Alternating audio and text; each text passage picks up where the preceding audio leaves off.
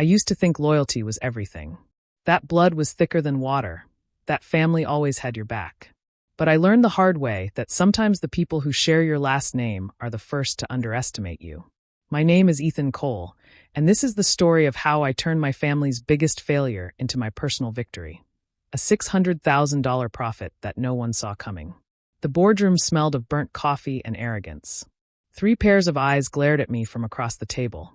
My father's tired stare, my Uncle Richard's smug grin, and Uncle Mark's quiet disapproval. The spreadsheet on the screen showed what I had warned them about for months. Another quarter in the red. "Ethan," my father said, voice heavy with disappointment, "this is business.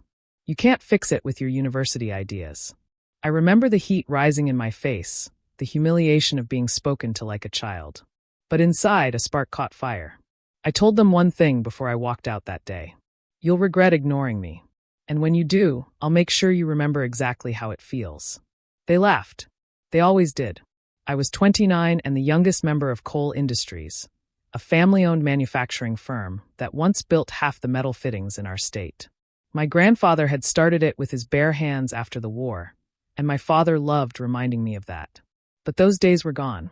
We weren't building dreams anymore. We were patching leaks in a sinking ship. The world had moved on, automation, software, global suppliers, and we were still acting like it was 1985. I came home from business school brimming with ideas. I spent nights analyzing operations, finding waste, drafting proposals. But at every meeting, I hit the same wall, pride. "You don't understand the real world yet," Uncle Richard would say. "We've been doing this for decades," my father added. It didn't matter that I could prove the numbers. They didn't want change. They wanted control. Family businesses are strange beasts. The line between dinner and decision-making disappears. At home, we'd argue over roast beef and balance sheets. My mother would glance between us, silently begging for peace, while my uncles debated who deserved more credit for the company's legacy. Legacy, such a dangerous word. It becomes a shield against reality. Our Tech Solutions division was the pride of my Uncle Richard. He'd founded it in the early 2000s to future-proof the business. But 2 decades later, it was losing hundreds of thousands each year. Outdated software, unpaid clients, overstaffed departments. When I suggested cutting our losses and selling it, Richard nearly exploded. "Sell it. That's my baby, Ethan. You don't sell your blood." The irony was rich, considering how much blood the division was bleeding. I didn't realize then that what hurt me most wasn't the money.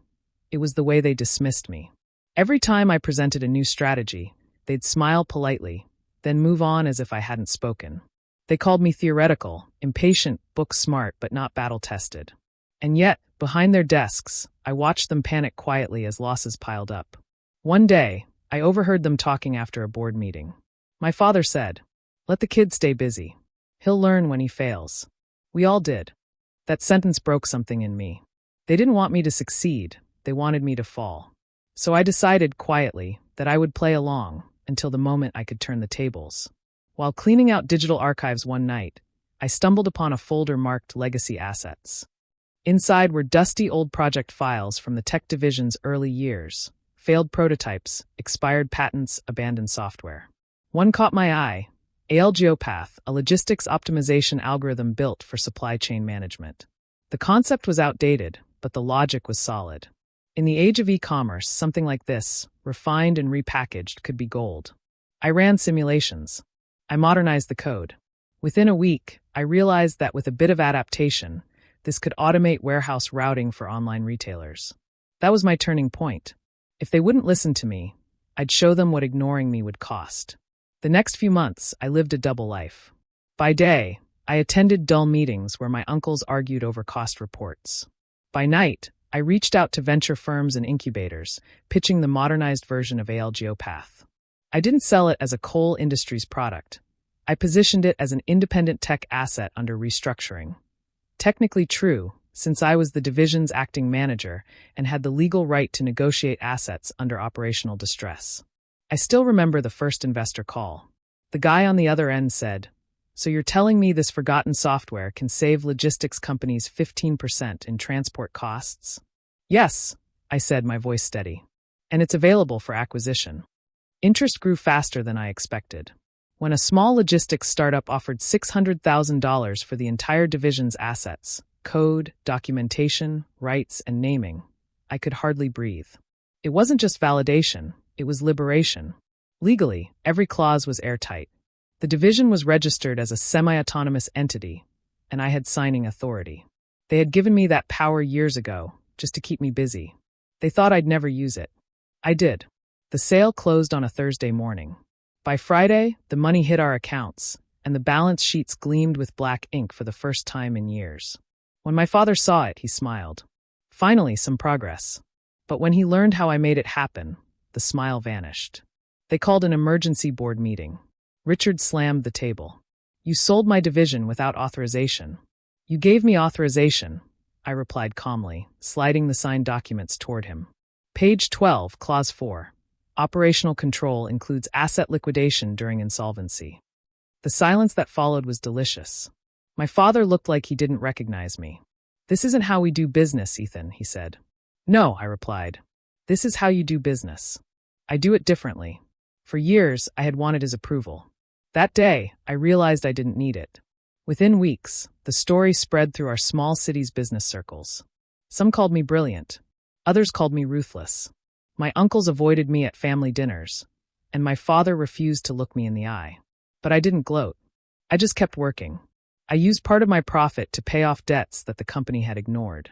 The rest went into starting my own firm, Cole Consulting, specializing in modernizing family businesses stuck in outdated practices.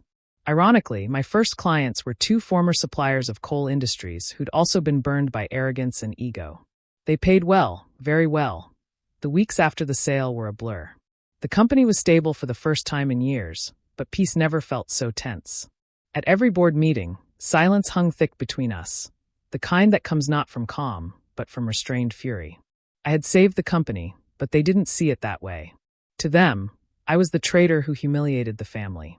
One Sunday morning, I walked into my father's study. The air was heavy with the smell of whiskey and old paper. The same air I grew up breathing while watching him handle deals and signatures that decided people's livelihoods. He didn't even look up when I entered. Close the door, he said. His tone was flat, distant. I obeyed. You think this was smart? He asked, still looking at the financial report on his desk. It kept the company alive, I replied. He finally met my eyes. You went behind your family's back. You humiliated your uncle. You made us look like fools. The words stung. Not because they were harsh, but because I'd expected gratitude, maybe even pride. I made us solvent, I said quietly. That's what you wanted, isn't it? He leaned back in his chair, his expression unreadable. What I wanted, he said slowly, was for you to understand that family comes before profit. Always. Even when family is wrong. He didn't answer. That silence told me everything. Family dinners became unbearable. My uncles would sit across from me, their voices dripping with sarcasm.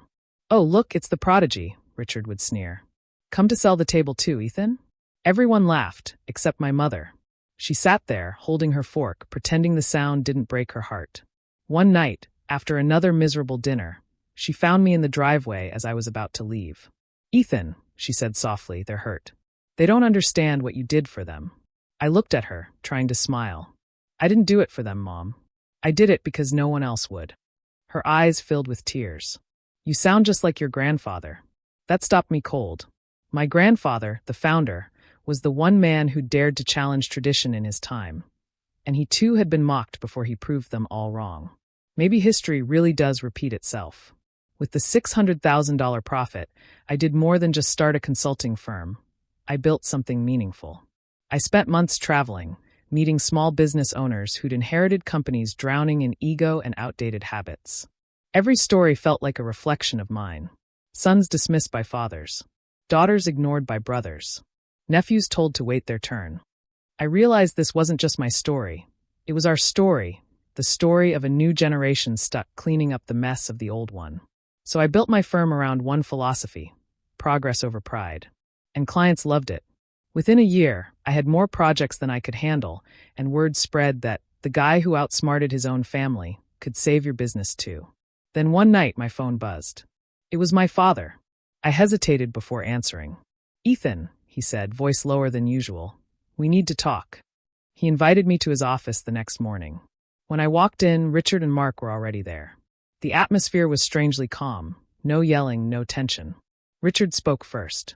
"We're shutting down coal industries." The words hit me like a punch. "What? Why?" He sighed. "The debts. The suppliers. The reputation. The market's gone, Ethan. We can't keep patching it." For a moment, I felt guilty. Maybe my actions had pushed them too far. But then, I saw something unexpected in my father's eyes. Relief. He looked tired, not angry, not bitter, just tired of holding up a crumbling legacy. "We've had offers to liquidate," he said. "But we'd rather someone who understands the business take over." It took me a second to realize what he meant. "You're asking me to buy it?" He nodded. "You have the means, the experience, maybe even the right vision." The irony almost made me laugh. They had once dismissed me for being too young, too theoretical. Now they wanted me to inherit the ruins they'd built. I didn't say yes immediately. I thought about it for weeks. Part of me wanted to walk away, to let their empire die as a warning against arrogance. But another part of me, the part that still remembered my grandfather's dream, wanted to rebuild it the right way. In the end, I agreed. But with one condition. I told them, if I take over, it won't be coal industries anymore. That name is buried in the past. This will be something new. Richard was furious. "You can't erase our family name." I looked at him squarely. "I'm not erasing it. I'm freeing it from failure." My father said nothing, just nodded slowly, as if he finally understood what I'd been trying to the day the papers were signed. I didn't feel triumph, just a strange calm. It wasn't about revenge anymore. It was about rebirth. I renamed the company Coalnova Dynamics, a blend of our family name and the Latin word for new. Our new focus, modern logistics software built around the very algorithm that started it all. I hired new developers, young and hungry. We operated lean, smart, and transparent. Everything coal industries had refused to be. Within 6 months, we landed our first major client, a national retail chain that needed automated routing systems. When they signed the contract, I thought back to that boardroom years ago, to the laughter, the mockery, the doubt. I realized something powerful. I didn't need to destroy the past to find peace. I just needed to outgrow it. 3 years later, Coalnova was thriving.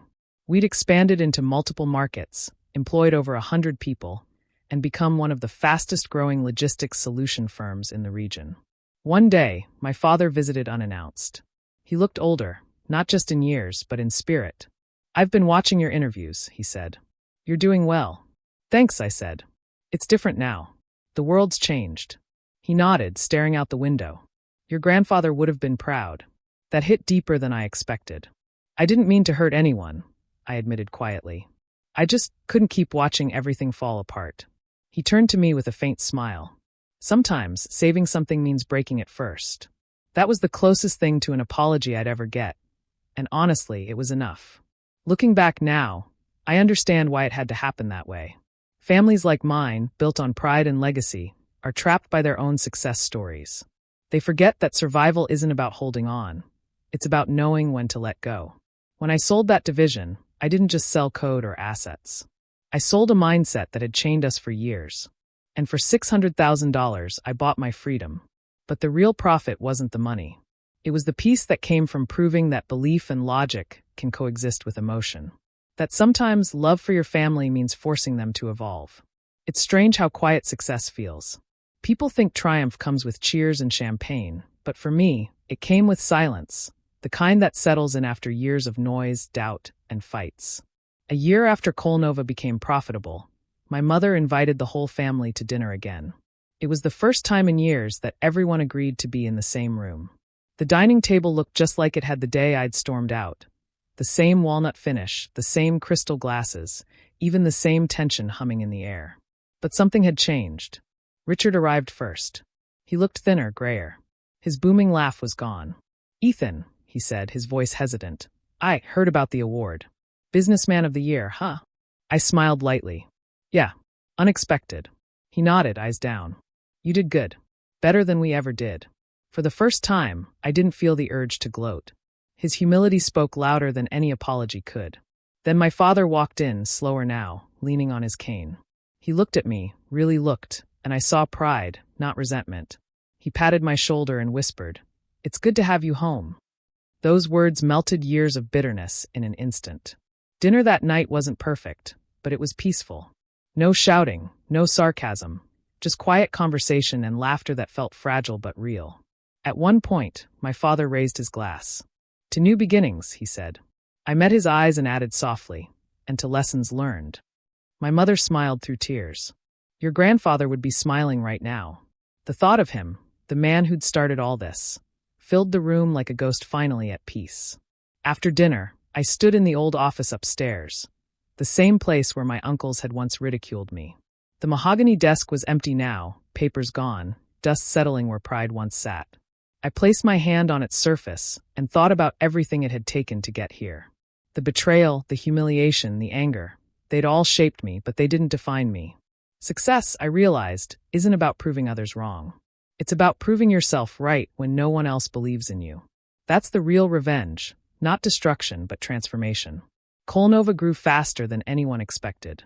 We launched a mentorship program for young entrepreneurs from family businesses. I told every single one of them the same thing. You can love your family and still challenge them. Respect doesn't mean silence. Many of them came to me with tears, saying, "That's exactly my story." It reminded me how universal this struggle was. The clash between generations, the fear of change, the courage it takes to evolve. I started recording podcasts, then speaking at universities, sharing how I turned a dying legacy into a living one.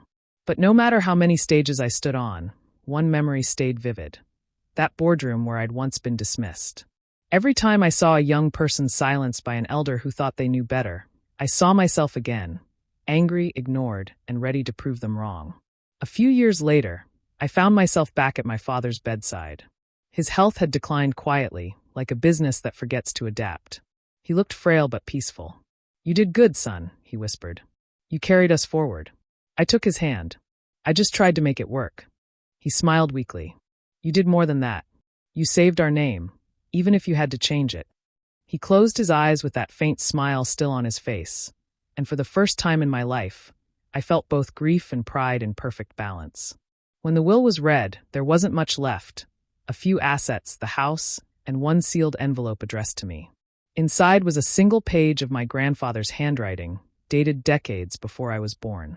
"To whoever leads the coals next. Remember, a company dies the moment its people stop listening. Never let pride speak louder than reason."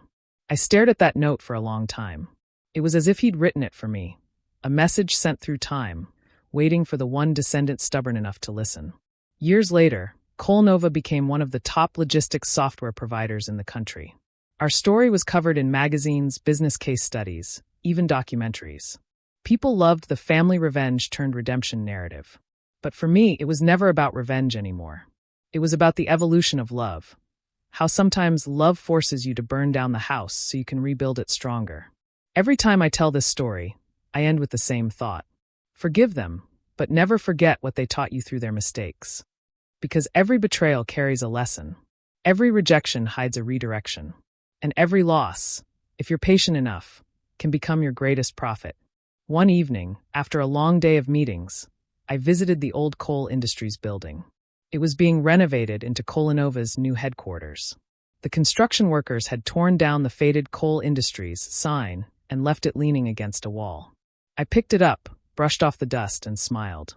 For years, that sign had represented failure, ego, and everything I'd fought against. But now, looking at it under the soft evening light, I saw something else, a foundation. Without their mistakes, I wouldn't have learned how to build. Without their ignorance, I wouldn't have learned how to see. And without their doubt, I wouldn't have found the strength to believe in myself. I kept the sign and hung it in my office, not as a trophy, but as a reminder. Because success without memory becomes arrogance. And I'd already seen where that leads. Family can be both your first enemy and your last redemption. They'll doubt you, test you, even break you. But in doing so, they'll forge the steel that makes you unstoppable. So if you're listening to this, sitting in your own version of that boardroom, being dismissed and unheard, remember this. You don't need permission to evolve. You don't need validation to be right. And you don't need revenge to win. You just need courage and patience. Because one day, the same people who ignored your warnings will come to you for advice. And when that day comes, you'll realize the sweetest revenge isn't payback, it's peace.